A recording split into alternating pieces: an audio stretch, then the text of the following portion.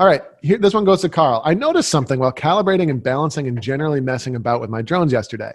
Independently of tuning, for the sake of brevity, if the bass drone won't start because the tongue is not open enough, but I shorten the drone on the lower tuning pin, the drone starts. Interesting.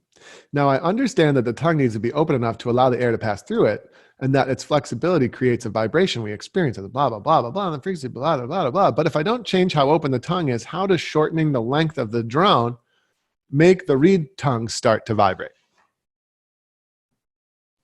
It's a cool question. That is a cool question. And I'm not sure that it's true. It can be true. Yes. I don't know if I have the answer, though. It is a phenomenon. Sometimes a drone will shut off if it's too high. If it's just simply too high, it shuts off. And if you bring it down, it works, but it might not tune correctly. So the solution is probably in the nose cone itself or the tuning pin. You probably have to bring it out a bit so that it tunes, the drone is actually tuning in the right place. That's probably the solution. As to why exactly that happens, I don't know.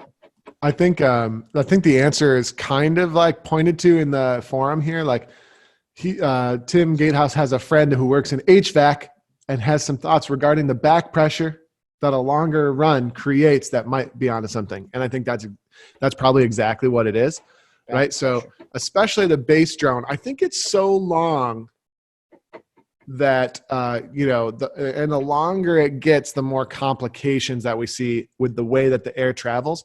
And so like, you can just picture like, maybe something having to do with the length or the shape of the reed causes some of the air to kind of circle back and just kind of cause issues. And more commonly, what we see is the double toning bass, where the bass actually kicks on an octave or two higher than it should. And that problem over time, we've discovered, Jack Lee is the person who taught the principle to me, which is that the first tuning pin, the lower it tunes, the less likely it is to have issues.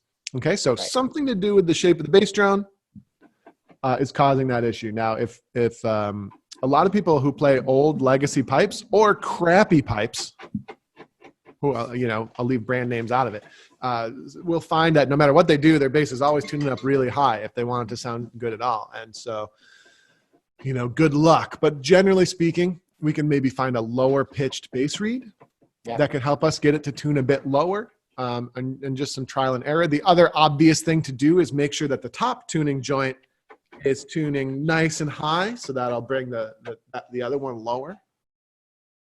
That's right. John, howling bass and double toning bass are the same thing. That's right.